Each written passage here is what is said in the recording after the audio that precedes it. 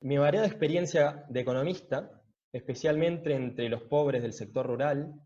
me indica que la ciencia económica, tal como se ha aplicado tradicionalmente, es demasiado mecanicista como para ser valiosa en la evaluación e interpretación de los problemas que afectan a las comunidades campesinas, que en su mayoría viven a nivel de subsistencia. La ciencia económica se ha convertido en una disciplina selectiva que deja al margen de su quehacer muchos elementos y procesos que influyen directamente en el cambio y en el desarrollo. Bueno, ya un poco, creo que hay una súper buena introducción y como dice Iván, todos estos temas están súper conectados. Creo que el pensamiento en general de Manfred es súper orgánico e iba evolucionando a través del tiempo.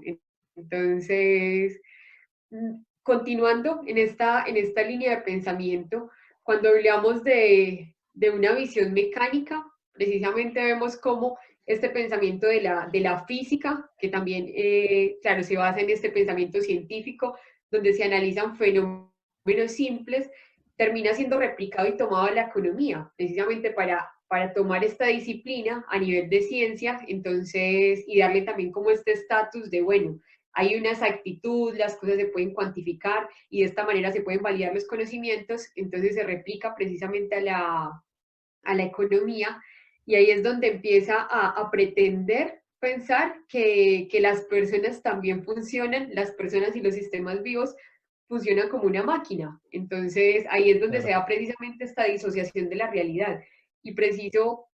continuando con el fragmento que nos leyó Gastón, Manfred también tiene una frase muy conocida donde dice que cuando mira a una persona a la cara, un campesino, cuando lo ve con los pies en el barro,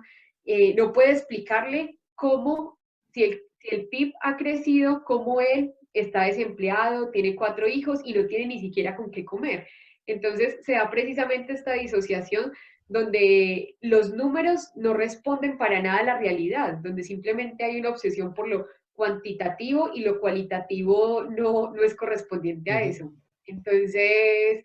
claro, precisamente acá se lleva este pensamiento bueno, como en la física existe la ley de la gravedad, entonces, bueno, ¿cuál es la ley para la economía? Y empieza a darse esta simplificación de decir, bueno, el ser humano también puede responder a unas leyes y esta ley que se aplica para el ser humano es la utilidad. Entonces, ¿cómo explicamos el comportamiento humano? Entonces se va precisamente a esta reducción de pensar que el ser humano simplemente funciona a partir de la utilidad y que es la ley que rige el ser humano como si el ser humano fuera precisamente esta máquina. Entonces se da precisamente utilizando nuevamente la palabra de aberración, se da esta aberración de pensar, de reducir el ser humano simplemente a este comportamiento y simplemente a su capacidad racional y se le mutilan sus otras dimensiones, como que se lleva simplemente a eso. Entonces, claro, de acá se derivan esta cantidad de comportamientos de la economía donde se aísla y donde estos modelos matemáticos también toman fuerza para hacer predicciones que nada tienen que ver con lo que pasa en el mundo cotidiano y en el mundo real.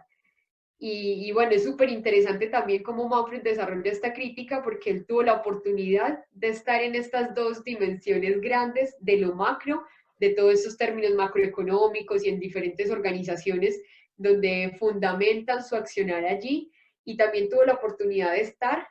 con los pies en el barro, como en todas estas realidades cotidianas donde precisamente se hace súper evidente esta disociación de una supuesta ciencia que en realidad es una disciplina que precisamente toma un camino que nada tiene que ver con su esencia. Entonces ahí es donde la economía termina sirviendo a otras funciones que tienen que ver con precisamente con defender el status quo, con otras cosas diferentes que no tienen nada que ver con el bienestar humano, ni con ni precisamente con esta idea de o economía de responder al cuidado de la casa común, al cuidado de las personas y al cuidado de la vida. Entonces ahí vemos cómo los sistemas,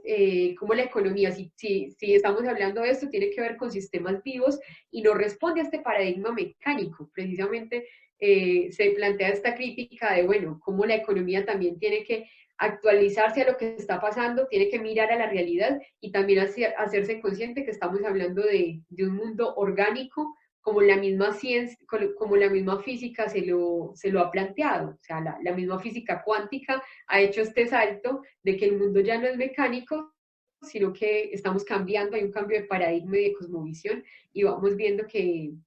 se transita hacia otra forma de mirar el mundo, cosa que la economía ortodoxa no ha logrado hacerlo. Sí, a mí uno de los conceptos interesantes que me parece introduce Manfred es justamente el de entropía, que generalmente en economía generalmente no, cuando se estudia economía no se ve el concepto de entropía. Y bueno, en realidad como que tenemos que admitir que hay procesos mecánicos, pero que en realidad en economía también hay procesos entrópicos. Eso en realidad tiene que ver con la economía ecológica. Después, no sé, capaz que más adelante podemos mencionar algo de eso. Pero a mí particularmente me parece muy interesante y justamente separa a ese concepto mecánico al que se quiere asociar la economía todo el tiempo.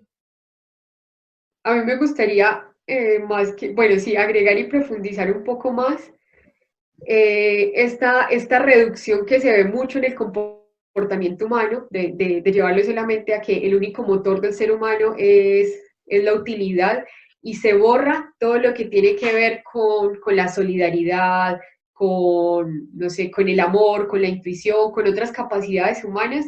y también el lazo que un poco en el